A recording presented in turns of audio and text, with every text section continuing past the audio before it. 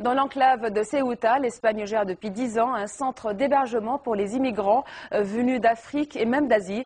Mais avec la crise économique et un contrôle aux frontières de plus en plus efficace, les candidats à l'exil sont rares à atteindre Ceuta. Ceux qui ont réussi à passer attendent parfois 2 ans jusqu'à ce que le gouvernement espagnol décide de leur sort, soit un visa pour l'Europe, soit un retour au pays. Poste frontière de l'enclave de Ceuta entre le Maroc et l'Espagne. Les contrôles sont toujours systématiques, pourtant cela fait plusieurs mois que les chiens de la Guardia Civile n'ont pas repéré un seul clandestin. Aujourd'hui, personne. Aucune arrestation depuis un bout de temps.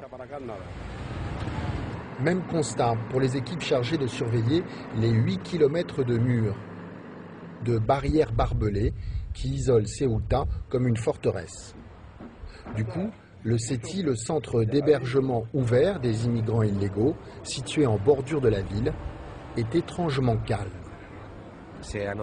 Il y a une baisse très importante du nombre de clandestins chaque année. En 2005 et 2006, par exemple, on recevait en moyenne 2000 personnes. Mais depuis 2009, le chiffre est plus proche de 300 personnes. Valeriano Hoyos dirige donc aujourd'hui un établissement à moitié vide. Il y a 2 ans, cette chambre abritait 10 personnes. Au réfectoire, également, la salle est loin d'être remplie. Les pensionnaires ne sont pas nombreux, mais ils restent beaucoup plus longtemps qu'avant. Il y a des gens qui font 1 an, 2 ans, après on les rapatrie aussi. L'explication est simple.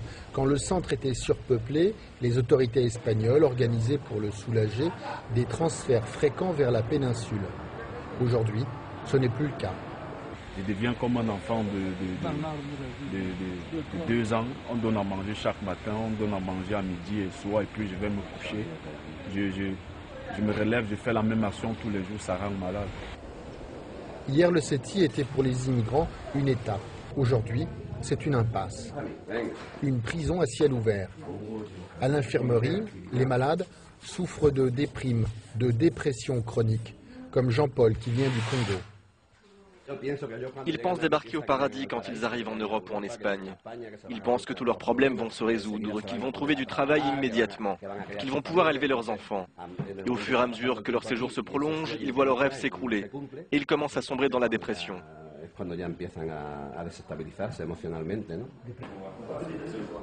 Dans la pièce d'à côté, pour meubler le temps, la Croix-Rouge propose des cours d'espagnol appliqués à la vie quotidienne. Un café. Un café, solo café.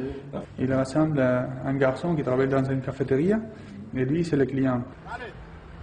Johnny vient du Nigeria. Cela fait 12 ans qu'il est sur la route, qu'il a quitté son pays.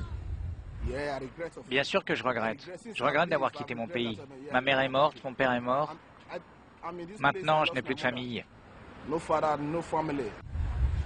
Le CETI abrite actuellement 353 immigrants, 7 fois moins qu'en 2006. Petit à petit, inexorablement, la porte de Ceuta se referme.